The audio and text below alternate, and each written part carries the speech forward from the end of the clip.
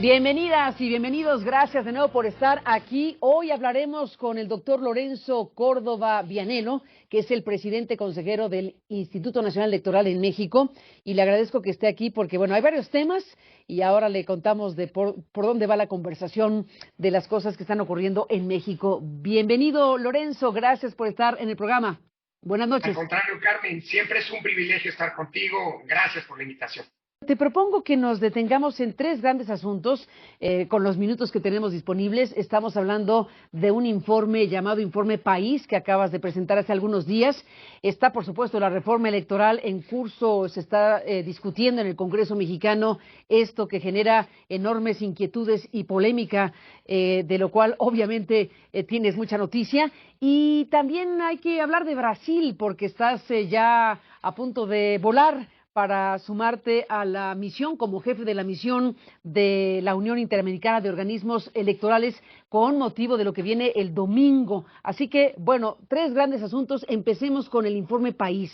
Estamos hablando de algo que acabas de presentar hace unos días, digo, y es una radiografía pues un tanto cuanto descarnada, con luces, con sombras. Cuéntanos de qué va. Mira, Carmen, el Informe País, esta es la segunda edición del documento que realiza el INE. Es el resultado de una encuesta, de la Encuesta Nacional de Cultura Cívica, que se levantó por el INEGI para el INE en el año 2020, poco después del censo. Y es, te decía, la segunda edición de un documento de análisis del Estado, déjame llamarlo así, de la democracia, desde el punto de vista de la opinión que tiene sobre distintas instituciones, distintos procedimientos, distintos aspectos de la propia vida democrática la ciudadanía en México. El primer informe se realizó en el año 2014 y fue el resultado de una encuesta que en ese momento levantó el INE en 2013. Esto quiere decir que nos va a permitir ya por primera vez hacer una comparación de cómo ha evolucionado en distintos temas el estado de la democracia en México. Como tú sabes, hay muchos ejercicios que se han hecho incluso a nivel comparativo como Latinobarómetro, pero esta es una radiografía con una, calidad en términos de la muestra que la sustenta, del estudio que la sustenta, que nos permite incluso ir a nivel regional para identificar, por ejemplo, qué opina la gente de la democracia, cuáles cree que son los principales problemas, en donde la corrupción, por cierto, sigue estando como el principal problema que identifican las y los ciudadanos, qué opinión tienen respecto de las instituciones públicas. De nueva cuenta aquí, pues las instituciones de la representación nacional, los partidos, los congresos, siguen teniendo un nivel muy preocupante de bajo aprecio, y aquí llama la atención que lo que hemos venido sosteniendo en varias ocasiones, solo después de las Fuerzas Armadas, el INE se encuentra como la institución del Estado y por ende la institución civil con mayor credibilidad. Y finalmente, otro de los temas que apuntaría, aunque el estudio es muy copioso y se puede consultar en la página del INE, www.ine.mx, está el hecho de que sigue creciendo el descontento de la gente con la democracia y el número de personas que estarían dispuestas eventualmente a renunciar a un Estado democrático, a un Estado de derechos, si esto les resuelve sus necesidades más apremiantes, como la alimentación, salir de la pobreza y demás. Entonces, es bien interesante este estudio porque nos permite, digamos, insisto, saber dónde estamos y eventualmente evaluar si las políticas públicas que se han instrumentado en los últimos 7, 8 años han sido eficaces o no para resolver los distintos problemas, digamos, de esto que podríamos llamar la integridad del Estado de nuestra democracia. Dentro de las cosas que se pueden leer en este informe País, está desde luego el grado de representatividad de aquellos que nos representan, déjame usar la figura. Estamos viendo cómo a la pregunta de quién consideras que te representa, hablando del presidente, hablando de los legisladores, hablando de las instituciones que están para eso, ¿qué dice el informe, Lorenzo? Bueno, que la calidad, digamos, de la representación es baja. Mira, los diputados federales y locales tienen apenas un 23% de confianza, los partidos políticos un 22%, es decir, una de cada 5 personas cree o se siente bien representada y tiene confianza en estas instituciones, digamos, que son las instituciones representativas por excelencia. Y eso, evidentemente, pues debería preocuparnos, porque lo que hace democrático a un sistema político no es el hecho de que elijas o no a la presidencia, sino estos mecanismos, estas instituciones, pues son aquellas en las que te permiten la representación de la pluralidad política. Hay un aprecio todavía por la democracia que, ojo, poco a poco se erosiona, pero hay muy poco aprecio por las instituciones de la representación política, que es en donde la pluralidad se expresa y en los espacios donde se toman las decisiones colectivas, ¿no? Déjame, Lorenzo, hacer una pausa y bueno, pues queda ahí el informe país para quien lo quiera consultar, que es evidentemente mucho más amplio con elementos que se pueden ir analizando, pero bueno, el tiempo es el tiempo, se nos acaba siempre en este programa y bueno, desde luego vamos a poder hablar después de la pausa de otro de los grandes asuntos que están ahora en curso, esta reforma político-electoral que se está discutiendo, que deberá discutirse en el Congreso mexicano, esta iniciativa que involucra decisiones que llevarían incluso a la desaparición del INE en los términos que hoy lo conocemos y crear otra serie de circunstancias de las cuales te preguntamos qué estás viendo, Lorenzo, en este momento de la historia. Volvemos.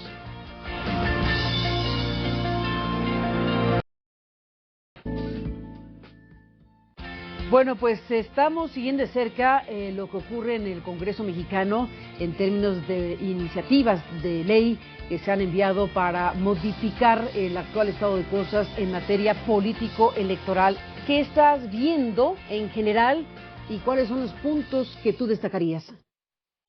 Bueno, Carmen, lo primero es que estamos arrancando una historia a pesar de que ya sea los trabajos, digamos, legislativos propiamente dicho, a pesar de que ya desde hace meses hemos venido conociendo y se ha discutido públicamente sobre las iniciativas, se hicieron foros de consulta pública. Yo aproveché para solicitar como presidente del INE una opinión a un órgano internacional del que México forma parte, que es la Comisión de Venecia, que se ha pronunciado respecto a algunos puntos de estas iniciativas.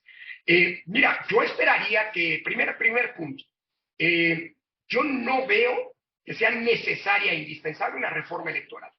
Las reglas que hoy tenemos nos han permitido 8 años y medio, derivadas de la reforma 2014, dichas reglas, 8 años y medio de estabilidad política. Se han organizado 330 elecciones en este periodo y no ha habido una sola elección en la que haya habido un problema o un conflicto postelectoral. Hay litigiosidad, pero los litigios se procesan a través de los cauces institucionales, es decir, ante los tribunales electorales. Segundo, en este periodo hemos tenido una alternancia altísima. Nunca antes en la historia había habido tantos cambios de ganador de una elección a la otra. 62% es el índice de nuestra alternancia, lo cual evidencia que no son más que los ciudadanos con su voto quienes deciden quiénes los gobiernan y quiénes los representan. Es decir, a la pregunta, ¿es indispensable una reforma electoral? La respuesta es simple y sencilla, no. Podríamos ir perfectamente con las reglas actuales que funcionan, que dan estabilidad y paz y gobernabilidad democrática a nuestro sistema a las elecciones del 24. ¿Es pertinente revisar las reglas? Siempre lo va a hacer, siempre y cuando se cumplan, Carmen, 3 condiciones. Primero, el más amplio consenso posible en la aprobación de las reglas, porque si excluyes a alguno de los jugadores de la definición de las mismas, ese va a ser el problema que te vas a enfrentar en las próximas elecciones. Alguien que va a descalificar el proceso democrático por no haber estado de acuerdo, o peor aún, por haber sido excluido de la decisión de las reglas del juego que rigen para todos. Segundo, que las reglas sirvan para mejorar.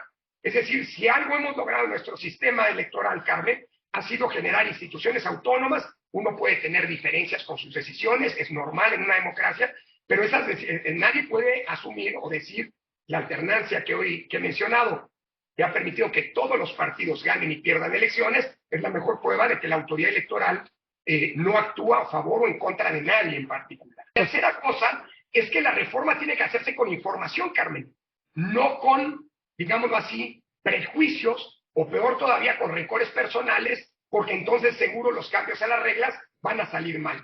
Y dado que se trata, si prospera la reforma, de la primera vez en 25 años en la que los cambios a las reglas de juego se pondrían a prueba en una elección presidencial, todas las reformas se han puesto a prueba en elecciones intermedias, pues hay que tener mucho cuidado de que los cambios que eventualmente se hagan sirvan para fortalecer lo que hoy tenemos, mejorar lo mejorable y no para dinamitar lo que funciona y tratar de inventar algo de la nada. El presidente mexicano López Obrador, que es promotor principal de todo este conjunto de modificaciones que se pretenden, ha dicho que es muy importante, la frase es, que es muy importante para que se destierre el fraude. ¿Qué dices de eso? Sí. Bueno, que en México el fraude está desterrado desde mucho tiempo. En Querétaro, en febrero del año pasado, escuché al presidente en su discurso en el aniversario de la Revolución diciendo que era necesaria una reforma electoral para que ya no hubiera fraude y para que los muertos ya no votaran. O sea, en México no hay fraude desde hace un buen rato, gracias al sistema electoral que hoy tenemos y que tiene un reconocimiento internacional muy importante. Y en segundo lugar, los muertos ya no votan desde que tenemos el padrón que tenemos. Pero no se necesita una reforma, sino simple y sencillamente aplicarle la ley a esos malos jugadores o a esos tramposos. Así que creo que ese es uno de los puntos. Si se quiere hacer una reforma para evitar los fraudes, pues el diagnóstico está equivocado, porque no hay fraudes. Es más, Morena es el partido que más se ha beneficiado del sistema electoral en los últimos 8 años y medio. De hecho, no hay ningún triunfo electoral que Morena haya conseguido que no haya sido en elecciones organizadas por el INE.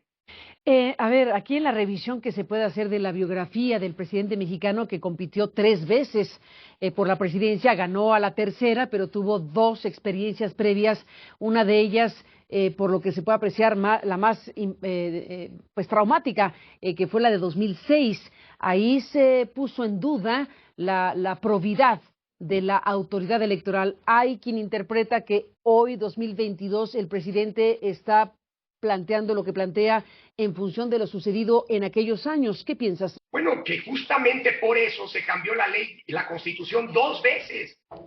Después de lo que pasó en 2006, para evitar que nos volviera a ocurrir, se introdujo un nuevo modelo de comunicación política que permitió que fuera, digamos, que hubiera un acceso equitativo a la radio y a la televisión y que no fuera el dinero el que interviniera. Se prohibió la intervención de los funcionarios públicos, cosa que en su momento se demandó y hoy parece que molesta, intervención indebida en los procesos electorales, y luego se construyó un sistema nacionalizado en donde el INE tiene que ver con todas las elecciones que se realizan en el país para garantizar certeza y transparencia. Es decir, parecería, si el argumento es que no vuelva a pasar lo de 2006, que podría ser un argumento justificable, pues lo único que habría que decir es que, ¿y qué creen que se ha hecho en los últimos 15 años? 2 veces se ha cambiado la Constitución para evitar que aquello ocurriera, y por cierto, ello nunca más volvió a ocurrir.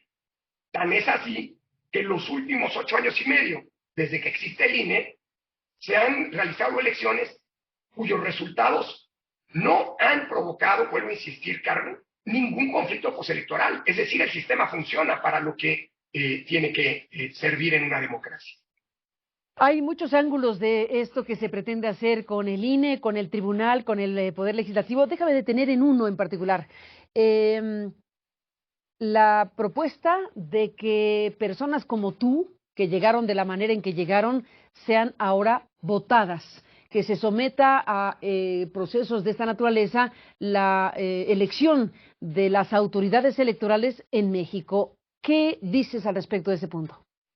Pues mira, Carmen, que si eso prospera, México será el único país en el mundo, la única democracia en el mundo, en donde los oficiales electorales, consejeros y magistrados son votados por el voto popular, lo cual es un problema, porque si son votados por el voto popular, quiere decir que alguien ya de entrada no los avala, todos aquellos que no hayan votado a favor, y en consecuencia, estas figuras se volverían representantes solamente de aquellas mayorías que lo hayan votado, y los árbitros no pueden representar a las mayorías. Deben representar a todos los actores políticos y a todos darles garantías de imparcialidad. Primer punto. Segundo punto, Carmen. Llama mucho la atención que uno de los grandes logros de la transición a la democracia fue sacar al Ejecutivo del proceso de designación de los árbitros electorales. Desde 1996, el Ejecutivo no tiene nada que ver, afortunadamente, en el proceso de designación de las y los consejeros electorales y de las y los magistrados electorales. Hoy se está planteando que el Ejecutivo de nueva cuenta se meta porque las propuestas de las personas que serían votadas en una tercera parte vendría del Ejecutivo. Y eso es algo delicado. ¿Por qué? Porque se vuelve a meter a un gobierno que evidentemente representa un interés de parte, legítimo, pero de parte, a la designación de quienes van a ser los árbitros electorales. Primer punto. o segundo punto. Y tercero, Carmen, ¿quién estaría en grado?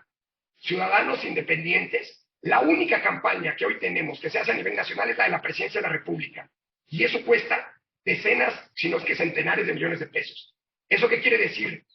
Que detrás de quienes se postularan, pues están inevitablemente o grandes intereses económicos o los intereses de los partidos políticos. Y eso querría decir que pasamos de un sistema en donde los partidos políticos tienen que ponerse de acuerdo a partir de propuestas que un comité de expertos filtra, que es lo que ocurre hoy en día, a un sistema en donde inevitablemente los consejeros y consejeras y los magistrados y magistradas se volverían correas de transmisión de aquellos intereses que nos ayudaron a hacer la campaña. Déjame hacer una pausa y regresemos para cerrar la charla, Lorenzo Córdoba, pues con el tema Brasil, este proceso electoral cardíaco. Veremos qué sucede con Brasil. Está ya a punto de su segunda vuelta y veremos si es Bolsonaro, si es Lula, si es Lula, si es Bolsonaro. Volvemos contigo.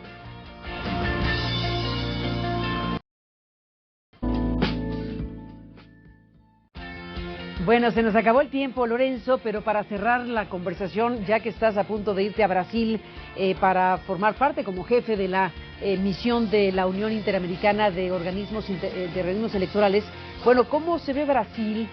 ¿Qué tipo de cosa van a ver los observadores como tú? ¿Qué se juega? Bueno, por supuesto la presidencia, pero en general, ¿qué está en riesgo? Porque hay llamados también inquietantes desde la propia autoridad sobre la confiabilidad o fiabilidad del sistema electoral brasileño. Muchos temas. ¿Cómo ves las cosas? Mira, Carmen, es una campaña muy polarizada. Esta elección llega, como bien decías, a su segunda vuelta. La primera vuelta se realizó y las elecciones generales, donde se renovó el Congreso y una parte de la Cámara de Diputados y una parte del Senado, además de todos los congresos locales.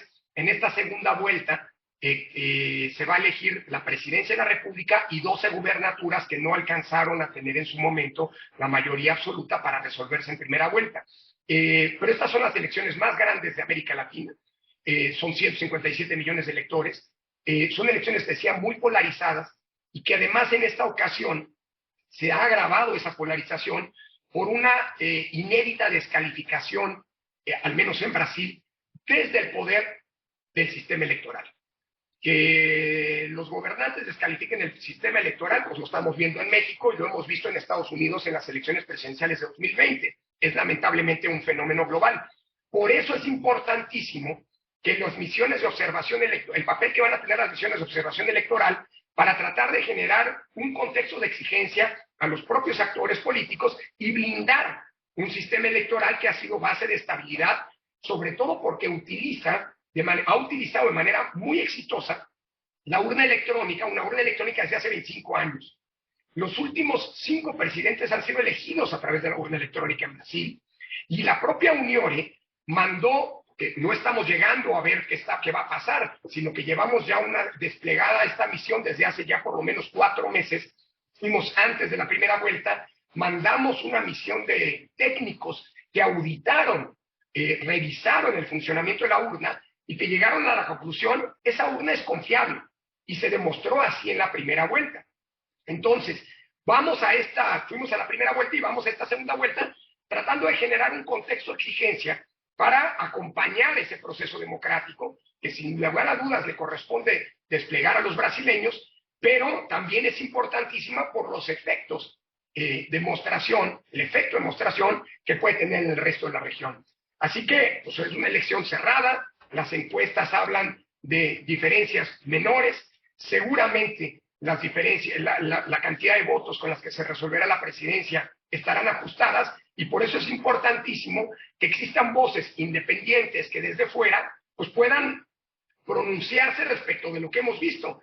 Y hasta ahora lo que hemos visto es un sistema electoral robusto, una autoridad electoral, el Tribunal Superior Electoral brasileño, que goza de una amplia confianza pública y que tiene una larga tradición de independencia e imparcialidad, y un mecanismo, la urna electrónica, que funciona y funciona bien, y que no es susceptible de ataques informáticos por una larga tradición, una enorme inversión que ha hecho el pueblo brasileño en ese mecanismo que es un punto de referencia cuando se habla del voto electrónico.